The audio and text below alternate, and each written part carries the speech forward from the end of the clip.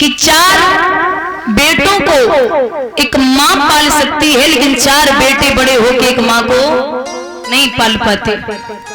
उसका भी बंटवारा हो जाता है जब बच्चे जवान होते हैं। बोले 3 महीने तेरे पास, 3 महीने तेरे पास और 3-3 महीने तुम दोनों के पास।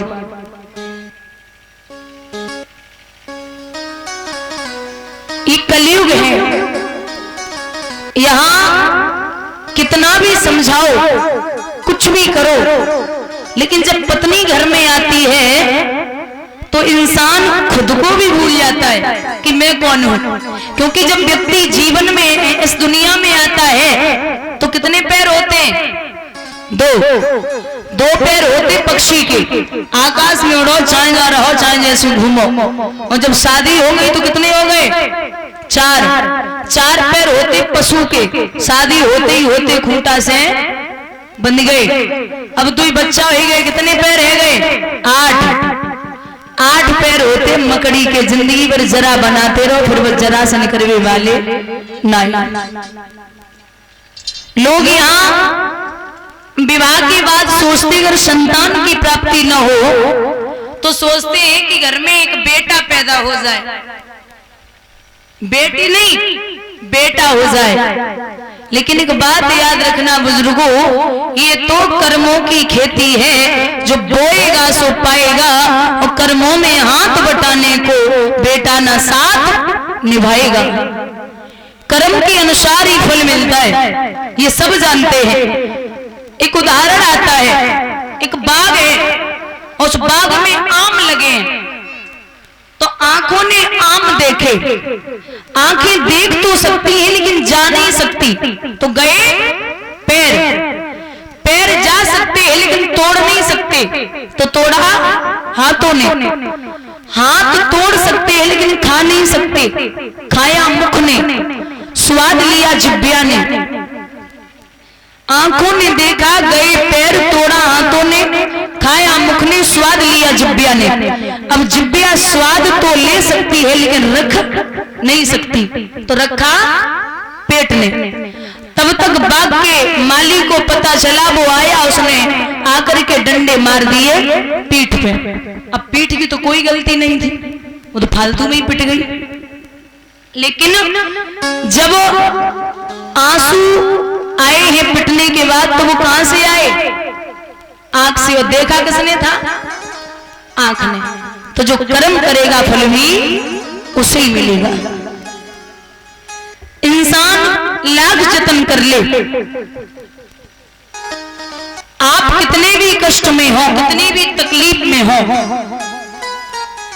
अपना खुद का जो भी चिंता है वो किसी तीसरे को मत बताओ। भाई बहन में, माँ बेटे में, बाप बेटे में कहीं भी कोई भी झगड़ा हो जाए तो तीसरे को मौका मत दो, क्योंकि ये कलयुग के लोग हैं। यहाँ छोड़ो, धर्म के कार्यों में भी विघ्न डाल देते हैं। पता है, कुछ लोग सोचते फालतू भी रुपया से लोगों ज्यादा बढ़ो तो सो दे दो, ऐसे ही पता नहीं कहां तो पकड़ लाई। हमें पूछो, लोगों की आदत होती है जरूर बोली। अब खुद की जेबत ना जा रहे हो लेकिन उंगली उठाए वो उनको काम पता है क्या सोचा, फ्री को मिलेगा ये कम सो खर्च कर दो, उन्हें तो करने ही है। तो हर चीज में उन्हें विघ्न डालनी है, क्योंकि ये दुनिया के लोग हैं। ये सुख में हमेशा आगे रहते और दुख में हमेशा पीछे। बारात जाती है ना, बारात तो दूल्हा आगे चल, वो दूल्हा पीछे चलेगा और बारात वाले।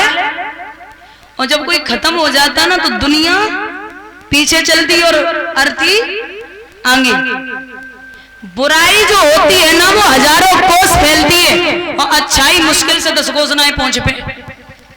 दूध बेचने वाला घर घर जाता है, लोग पूछते भैया दूध में पानी तो नहीं मिलाया, बोलते नहीं मिलाया। लेकिन शराब बेचने वालों घर घर ना जा तो ठेके पे बैठ के पिए तो पानी मिलाएंगे और पिए तो,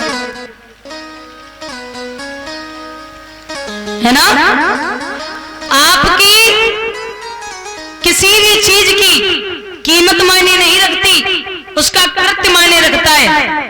पायल हजारों रुपए की आती है लेकिन पैर में पहनी जाती है, और बिंदी 1 रुपए की आएगी लेकिन माथे पे लगाई जाएगी। आप कितने भी बड़े विद्वान हैं, कुछ भी हो, लेकिन अगर बोलने की तमीज नहीं है तो आप एक मुर्दे के समान हैं। 4 मंजिल मकान बने हो, 10 मंजिल बने हो, करोड़ों रुपए खर्च किए हो, और वहां आपको कोई पानी की पूछने वाला नहीं है, तो वो घर किसी शमशान से कम नहीं है। दादा, शमशान का मतलब है सम्माने बराबर और शान, जहां चाहे राजा हो चाहे भिखारी हो, जाके सबकी शान बराबर होनी है, उस जगह का नाम है शमशान। नई सदी से मिल रही दर्द भरी सौगात, और बेटा कहता बाप से तेरी क्या, पानी आंखों का मरा, मरी शर्म और लाज, कहे बहू अब सास से घर में मेरा राज। रोज भागवत कराओ, रोज कथा कराओ, अखंड कराओ, घर में अगर सुमित नहीं है, परिवार एकजुट नहीं है, तो कोई मतलब नहीं है। 10 लकड़ियां इकट्ठी लेना और फिर उन्हें तोड़ना, तोड़ लोगे? हिम्मत है? अगर एक एक करके तोड़ोगे तो टूट जाएंगे। ऐसे ही अगर 4 भाई हैं और अलग अलग रह रहे हैं और पड़ोसियों को पता चल गया कि बनती नहीं है, तो और तोड़ने में लग जाएंगे। अगर इकट्ठे होना वजूद है आपका, तो आपको कोई बिखरने वाला नहीं है। संगठन रखिए, एकजुट रहिए, ये जीवन है। यहां बुराई करने वाले अनेक हैं। गांव में हाथी आता हुआ देखा है? कभी देखा हो तो गांव के लोग हाथी को गणेश जी समझते हैं, मानते हैं गणेश जी। तो हाथी पे बढ़िया पूजन करेंगे, अच्छी सेवा करेंगे हाथी की। लेकिन दादा, हाथी के पीछे 10-20 कुत्ता होते या ना होता, भौंकेंगे जरूर। तो वो हमारी और आपकी गलत फहमी है कि वो हाथी पे भौंक रहे।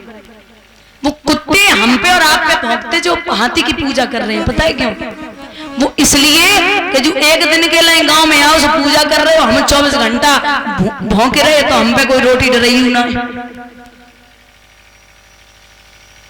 ये समाज की आदत है।